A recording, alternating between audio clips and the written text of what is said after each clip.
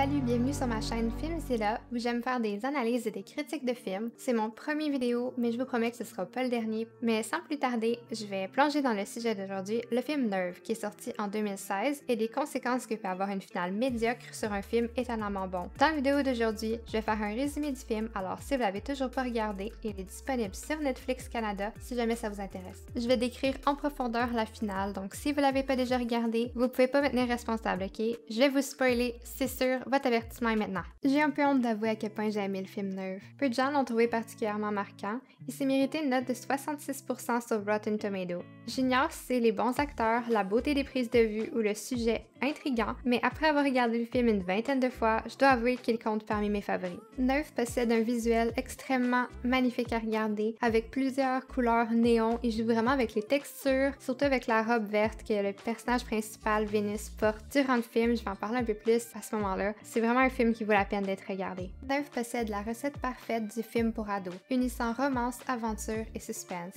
C'est dommage que la dernière partie ait pas été à la hauteur des attentes. Le film commence avec Venus, aussi surnommée Vi, jouée par Emma Roberts, qui rêve d'aller étudier en art dans une école dispendieuse, mais elle n'a pas eu encore le courage de l'avouer à sa mère. On apprend dès le début que son frère Mike est décédé il y a 2 ans. Sa meilleure amie Sydney lui parle de Nerve, un jeu de vérité aux conséquences sans la vérité. Les joueurs doivent accomplir des défis pour gagner argent et popularité, alors que les observateurs payent pour regarder et influencer le choix des conséquences. Nerve illustre parfaitement la perversité humaine, le désir de pousser les gens à agir à leur détriment dans le seul but de les observer pour notre divertissement. Vi est une fille gênée et après que ses amis se soient moqués d'elle, elle a décidé de s'inscrire sur Nerve en tant que joueur. Pour sa première conséquence, elle se rend à un resto où elle doit embrasser un inconnu. Elle aperçoit Ian, joué par Dave Franco, en train de lire son livre favori. C'est un des nombreux exemples qui démontrent que Nerve a accès aux informations personnelles de ses joueurs. Cette information à première vue banale n'est qu'un présage de ce qui est à venir et représente bien notre réalité. Ensuite, Vi et Ian se rendent en ville où une nuit mouvementée les attend. Vi est défiée d'essayer une robe magnifique dans une boutique de luxe. Le visuel de ce film est éblouissant et la robe n'a pas été choisie au hasard. Dans la majorité des scènes, l'éclairage contient des néons et les paillettes de la robe scintillent sous la lumière, ce qui capture notre attention et établit que Vi est bel et bien le personnage principal de ce récit. Les vêtements et le portefeuille de Vi sont volés de la cabine ainsi que ceux de Ian qui est maintenant vêtu d'un complet. Elle et Ian reçoivent le défi de quitter la boutique. Sans moyen de payer, 2 options s'offrent à eux: commettre un crime et voler les vêtements de luxe ou quitter la boutique en laissant les vêtements derrière. Selon moi, la scène où ils courent en sous-vêtements à travers l'énorme magasin est un moment significatif.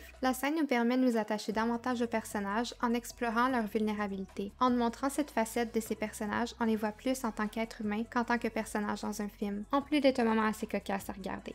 Le film nous montre plusieurs personnes jouant à Nerve. Les défis sont au départ anodins et même drôles, mais au fur et à mesure que le film avance, la prime en argent augmente ainsi que le risque des actions demandées. Vi est défiée de laisser Ian choisir un tatouage pour elle. Elle arrête son choix sur un phare pour rendre hommage à son livre préféré, To the Lighthouse, où le phare représente ce qu'une personne désire le plus. Vi se confie et parle de la mort de son frère. La relation entre Ian et Vi est adorable. Les acteurs ont une excellente chimie et sont captivants dans toutes leurs scènes ensemble. Ian est alors mis au défi de conduire sa moto avec les yeux bandés. Il a besoin de Vi pour le guider. Elle hésite, mais elle finit par accepter. C'est avec Vi assis à l'arrière en lui donnant des indications qu'il évite de justesse plusieurs collisions et remporte le défi. C'est à ce moment-là qu'on réalise l'influence que Ian a sur Vi. Elle a décidé de mettre sa propre sécurité en jeu pour lui faire plaisir. C'est définitivement une mauvaise influence. Vi s'ouvre davantage à Ian et elle lui parle de son amitié avec Sydney, le sentiment d'être inférieur, la rivalité qui les lie et la sensation d'être constamment comparée à elle. J'ai trouvé que c'était très représentatif de notre société où les femmes sont constamment comparées les unes aux autres. Ensuite, on voit Sydney à une fête qui regarde Vi monter en popularité. Sydney bouille de jalousie et décide de demander un défi digne de ce nom pour monter dans la compétition. Elle reçoit une conséquence très dangereuse où elle doit traverser une échelle qui est suspendue dans le vide entre 2 fenêtres d'un appartement. Une chute de cette hauteur lui serait fatale. On voit une Sydney terrorisée marcher sur une échelle suspendue dans le vide qui se met à trembler de peur. Finalement, elle décide d'abandonner le défi et est alors retirée de la compétition. On voit des gens échouer leur défi à travers toute la ville. La compétition est féroce, la difficulté s'élève d'un cran. Les défis deviennent dangereux, poussant même les joueurs à commettre des crimes, allant du vol d'armes à feu d'un policier à se coucher sur les rails d'un chemin de fer alors qu'un train approche. Le nombre de joueurs diminue alors que plusieurs échouent leur défi ou refusent la conséquence. À la fin, il n'y aura qu'un seul gagnant. Vi et Ian arrivent au party où se trouve Sydney qui est complètement seule. Elle et Vi ont une dispute et Sydney prouve une fois pour toutes qu'elle est une amie odieuse en rabaissant Vi devant tout le monde monde et mentionnant son frère qui est décédé. Je m'en fous à quel point Sydney était fâchée, elle a vraiment dépassé les bornes en mentionnant le frère mort de Vi. C'était vraiment pas correct. Ensuite, on voit Vi très contrariée qui termine le défi de Sydney après y avoir été défiée et se mérite une place en finale. Elle apprend que Ian n'est pas la personne qu'il dit être. Il a déjà joué à Nerve et il est prêt à tout pour gagner. Vi tente de prévenir la police et se fait enlever par Ty, joué par Machine Gun Kelly.